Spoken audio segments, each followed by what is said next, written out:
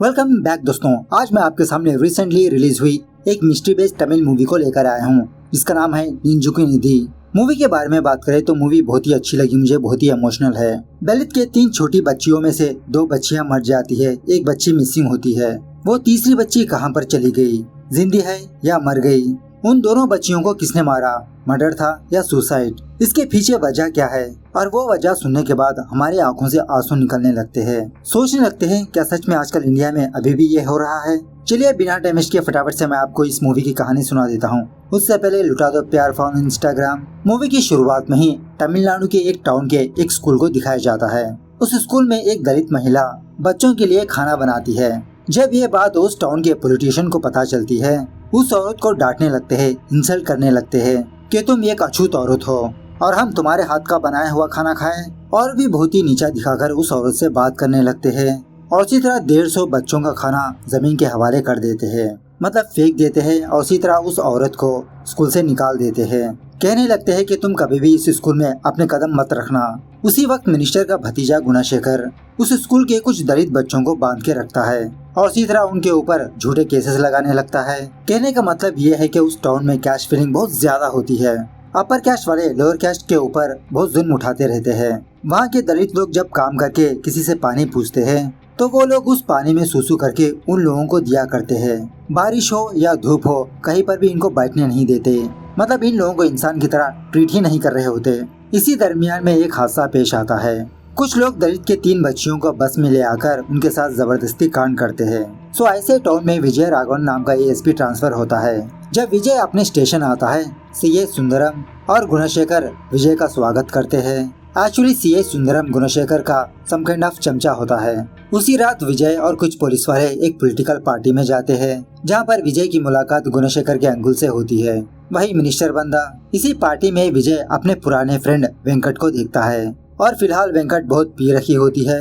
विजय वेंकट के पास जाकर उसे पहचान कर उससे बात करने की कोशिश करता है, लेकिन वेंकट को ज्यादा चढ़ जाने की वजह से विजय से बात नहीं करता। जब वेंकट अपने बाइक लेकर अपने घर जाने की कोशिश करता है, विजय वेंकट को अपनी बाइक में बिठाकर उसके घर छोड़ आता है। अब सीए सुंदरम के बारे में बात करें तो ये अपनी बिरादरी के लोगों से बहुत इज्जत से पेश आता है और इसी तरह दलितों के साथ बहुत ही बुरा बर्ताव करता है। इसके पुलिस स्टेशन में कुछ लो कास्ट के पीपल होते हैं। सुंदरम उनसे बहुत ही बदतमीज से पेश आता रहता है और मूवी के दरमियान सुंदरम विजय का कैस्ट पता करने की कोशिश करते रहता है। खैर दूसरे दिन ही विजय को ये बात पता चलती है कि 2 लड़कियां एक पेड़ से लटक रही है। यह जानकर फौरन विजय क्राइम स्पॉट आता है। सीए सुंदरम से पूछने लगता है कि क्या हुआ। सुंदरम बताने लगता है कि सर ये सारी 3 लड़कियां हैं, जया, सुगंधी, सत्या। ये तीनों लड़कियां सिटी में किसी लड़के के साथ अफेयर में थे। जब उन लड़कों के माँ बाप को ये बात पता चली तो उनके फैमिली वाले जया और सुगंधी को मार दिया। ये सब ऑनर किलिंग्स है सर। और इनमें से जो तीसरी लड़की है सत्या, वो लड़की मिसिंग है, लेकिन कोई भी स्टेटमेंट नहीं देगा क्योंकि मरी हुई जया का भाई कुमारन यहाँ पर एक बहुत बड़ा रौडी है। उसके ऊपर बहुत सारे केसेस है, इसीलिए कुमारन से डरकर कोई भी स्टेटमेंट नहीं देगा। उसके बाद विजय उन दोनों लाशों को नीचे उतारने के लिए कहता है। फौरन फॉरेंसिक टीम को बुलाता है। उन दोनों लड़कियों की डेड बॉडीज को इंस्पेक्शन करने के बाद डॉक्टर विजय के पास आकर कहने लगता है कि सर इन दोनों लड़कियों को जिंदा रहते हुए फांसी लगाया और सर लगता है बहुत टॉर्चर भी किया। अब वहीं पर इन दोनों लड़कियों के कम्युनिटी वाले होते हैं। बच्चियों की लाश को देखकर बहुत फूट फूट के रोने लगते हैं। इन्हीं में से कुरुंजी नाम की एक लड़की भी होती है, मिस हुई सत्या की बड़ी बहन। यह घटना होने के बाद कुरुंजी विजय से मिलने की कोशिश करती रहती है अपनी बहन सत्या के बारे में कुछ बातें बताने के लिए, लेकिन कांस्टेबल से इससे मिलने नहीं देते। वहीं दूसरी तरफ सीए सुंदरम उन दोनों लड़कियों की पोस्टमार्टम रिपोर्ट से छेड़खानी करने की कोशिश करते रहता है, मतलब सच को दबाने की कोशिश करता है। उसके बाद कुरुंजी और उसके आदमी विजय के घर आते हैं। कहने लगते हैं कि सर यहाँ पर हमको इंसाफ नहीं मिल रहा, कि सर एक्चुअली जया, सुगंधी, सत्या की स्कूल ऑफ होती है तब ये तीनों गुणशेखर के रोप फैक्ट्री में काम करने के लिए जाया करती थी। रिसेंटली इन तीनों लड़कियों ने अपने मजदूरी में से 30 रुपए बढ़ाने की बात की, जिसकी वजह से गुणशेखर उन तीनों लड़कियों को बहुत मारा पीटा। विजय कहने लगता है ठीक है, पहले पोस्टमार्टम रिपोर्ट आने दो, उसके बाद ही इन्वेस्टिगेशन शुरू होगी। भाई दूसरी तरफ सुंदरम जया और सुगंधी की पोस्टमार्टम रिपोर्ट लेने के लिए हॉस्पिटल जाता है। वहाँ पर एक जूनियर डॉक्टर अनीता होती है। सुंदरम पूछने लगता है कि पोस्टमार्टम रिपोर्ट क्या कह रही है। अनीता कहने लगती है कि उन दोनों का गैंग रेप हुआ था। मरने से पहले उन दोनों को बहुत ही बुरी तरह से टॉर्चर भी किया। सुंदरम डॉक्टर अनीता से कहने लगता है कि तुम यही बात पोस्टमार्टम रिपोर्ट में मत लिखो, मैंने तुम्हारे सुपीरियर से बात कर ली। जब डॉक्टर अनीता मना करने लगती है, सुंदरम डॉक्टर अनीता को इनडायरेक्टली धमकी देने लगता है कि अगर तुमने रिपोर्ट बदला कर नहीं लिखा तो तुम्हारे फैमिली के साथ क्या होगा ये तुम सोच भी नहीं सकती। सो बेचारी डॉक्टर अनीता डर के मारे झूठी रिपोर्ट बना देती है। उसके बाद सुंदरम उन्हीं दलित लोगों में से 4 लोगों का झूठा स्टेटमेंट लेता है कि जया और सुगंधी इन दोनों को मारने में इनके फादर्स का ही हाथ है, और उसी तरह उन चारों से ये भी कहता है कि जब तक केस ठंडा नहीं हो जाता तुम चारों लोग कहीं पर भाग जाओ। और उसी तरह सुंदरम जया और सुगंधी के फादर्स को भी मनवाने लगता है। बेचारे मासूमों को गिरफ्तार कर लेता है और तभी विजय को इन्फॉर्म ना करते हुए पोस्टमार्टम होने के बाद उन दोनों लड़कियों को कब्रिस्तान ले जाकर जला देता है। हालांकि इन लोगों की बिरादरी में दफनाने का रिवाज होता है, लेकिन सारे सबूत मिटाने के लिए सुंदरम उन दोनों बच्चियों की लाश को उन्हीं के गांव वालों के सामने ही जला डालता है, जिसकी वजह से जया और सुगंधी के माँ बाप और गांव वाले बहुत रोने लगते हैं। ये सीन बहुत ही इमोशनल है। तभी गांव के कुछ लड़के यही सारी बात कुमारन को जाके बताते हैं, जो पुलिस से बचते फिरते रहता है। कहने लगते हैं कि कुमारन ये लोग हमको इंसान ही नहीं समझ रहे, हमको भी उनके समान जीने का हक है ना, लेकिन वो लोग क्यों हमारे साथ ऐसा करते हैं। सारी बात सुनने के बाद कुमारन को बहुत गुस्सा आता है। उसी रात 2 पुलिस वाले अपनी गाड़ी लेकर जंगल के रास्ते से गुजरते रहते हैं। तभी कुमारन और उसकी गैंग आकर इस कार को जलाने लगते हैं। किसी को भी नहीं मारते, सिर्फ कार जलाते हैं। और कुमारन इन पुलिस वालों के पास आकर कहने लगता है, जिसने भी मेरी बहनों को मारा मैं उसको जरूर पकड़ूंगा। आपकी डिपार्टमेंट जो किया वो अच्छा नहीं किया। क्या कोई बाप अपनी बेटी को ही मार सकता है, और वो भी बिना वजह? झूठा केस बनाकर मासूम लोगों को जेल में डलवाते हो। तुम लोग फौरन जया और सुगंधी के फादर्स को जेल से बाहर निकालो, वरना इस बार सिर्फ कार जली है, दूसरी बार तुम्हारी पुलिस स्टेशन को ही उड़ा देंगे। इस तरह से पुलिस वालों को वार्निंग देके वहाँ से चला जाता है। दूसरे दिन जब विजय को ये बात पता चलती है, विजय उस कार के पास आता है। उन दोनों पुलिस ऑफिसर से रात को क्या हुआ वो सारी बात जान लेता है कि किसने ये कांड किया, क्या क्या बात हुई। इसी दौरान विजय सुंदरम से पोस्टमार्टम रिपोर्ट मांगता है। सुंदरम विजय के हाथ में पोस्टमार्टम रिपोर्ट देकर कहने लगता है कि सर आप सिर्फ एक साइन कीजिए, केस क्लोज हो जाएगा। पोस्टमार्टम रिपोर्ट में ऐसा कुछ खास नहीं है सर, ये बस ऑनर किलिंग्स है। विजय सुंदरम से कहने लगता है कि तुम कल गुणशेखर को पुलिस स्टेशन ले आओ। सुंदरम इसके लिए मना करने लगता है, सर वो तो बहुत बड़े लोग हैं, आप क्यों इस मामले में फंस रहे हो, आपकी अच्छाई के लिए बता रहा हूँ। लेकिन विजय सुंदरम को डांटते हुए यही कहने लगता है कि जैसा मैंने कहा वही करो तुम। उसके बाद विजय कांस्टेबल नटराजन के साथ मिलकर कुरुंजी की कॉलोनी जाता है और इस केस में जिन चारों ने स्टेटमेंट दिया था, झूठा स्टेटमेंट, उनके नाम पढ़कर सामने आने के लिए कहता है। गांव वाले विजय से कहने लगते हैं कि सर आप जिन लोगों को ढूंढ रहे हो वो यहाँ पर नहीं है, 2 दिन पहले ही गांव छोड़ के चले गए।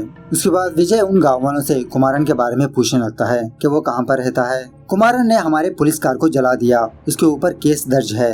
गांव वाले यही कहने लगते हैं कि सर कुमारन कहाँ पर रहता है ये किसी को पता नहीं। जब विजय वहाँ से जा रहा होता है, कांस्टेबल नटराजन विजय से कहने लगता है, सर आप क्यों बिना वजह प्रॉब्लम्स को मोल ले रहे हो, गुणशेखर से हमारा क्या लेना देना, उसके पीछे मिनिस्टर है सर, ये सब इन लोगों के लिए कॉमन है। विजय नटराजन की बात नहीं मानता। थोड़ी और दूर जाने के बाद विजय की गाड़ी के सामने कुरुंजी आती है। कहने लगती है कि सर कुमारन क्रिमिनल नहीं है, उसके ऊपर जो भी केसेस है वो सारे के सारे झूठ है, और रिसेंटली ही हमारा दुख दर्द समझाने के लिए कुमारन ने पुलिस की कार को जलाया। कुमारन लॉ को बहुत अच्छी तरह से मानता है, सिस्टम की रेस्पेक्ट करता है।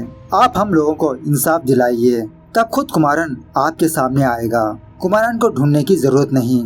विजय कहने लगता है कि हम सत्या को ढूंढ रहे हैं, तुम कुमारन से सरेंडर होने के लिए कहो।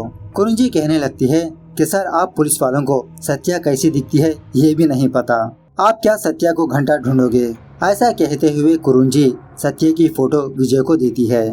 खैर इसी दरमियान में विजय को वेंकट की वाइफ से ये बात पता चलती है कि कुछ दिनों से वेंकट घर नहीं आया। उसी वक्त विजय अपने एक टीम मेंबर को कॉल करके वेंकट का फोन ट्रैक करने के लिए कहता है।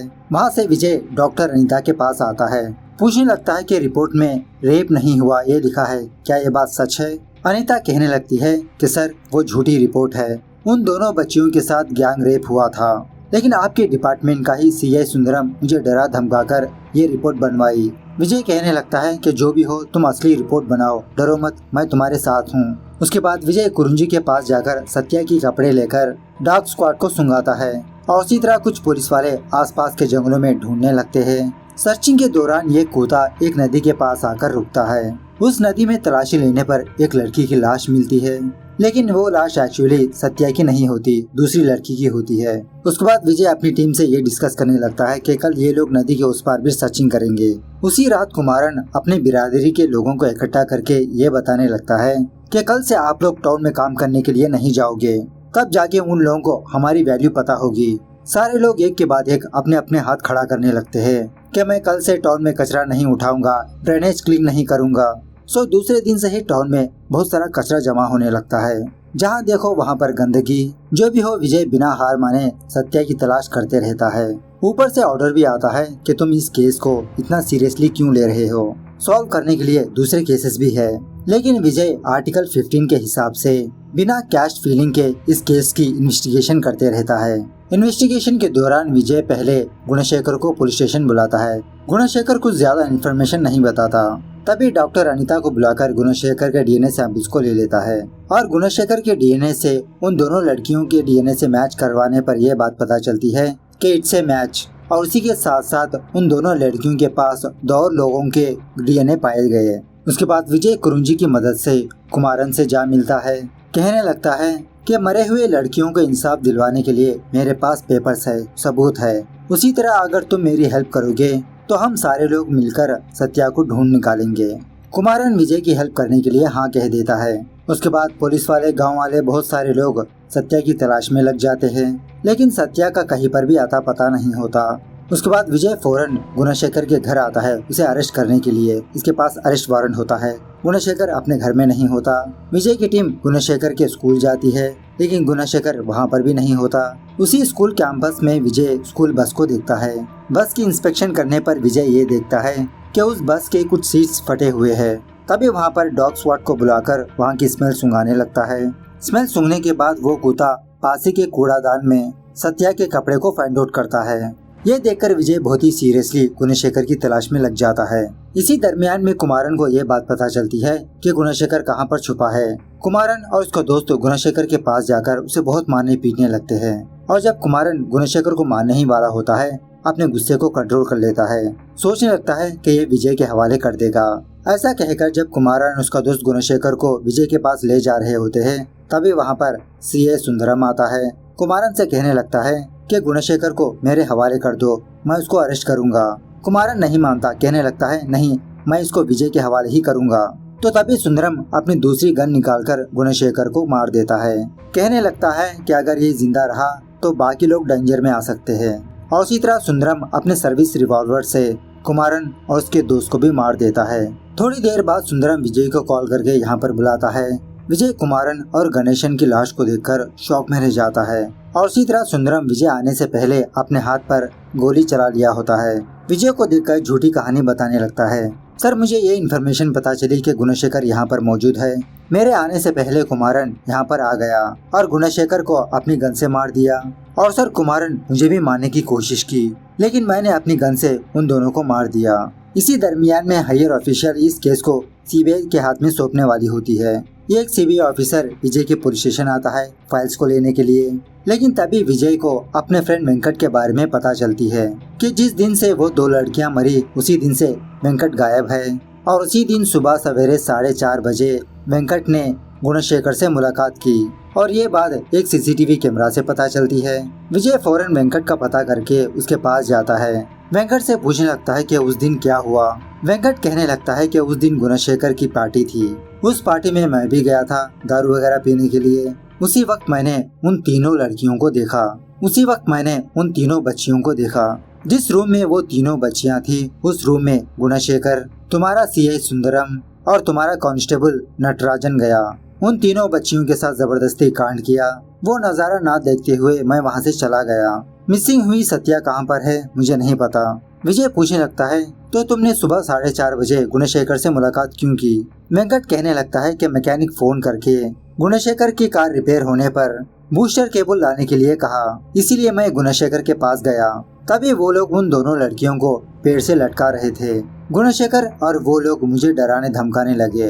अगर वो बात मैंने किसी को बता दी तो वो लोग मेरी फैमिली को मार देंगे, इसीलिए मैं उस दिन से अपने घर से भाग गया।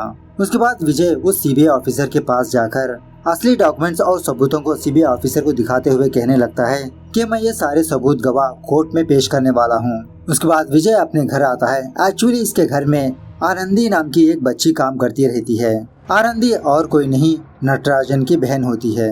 विजय आनंदी से आज सुबह जो हुआ वो बताने लगता है। जब विजय ने नटराजन के बारे में पता कर लिया, नटराजन विजय से माफी मांगने लगता है कि सर मैंने जो किया वो गलत है, और अपने पाप का प्रायश्चित करने के लिए एक ट्रक के नीचे आकर सुसाइड कर लेता है।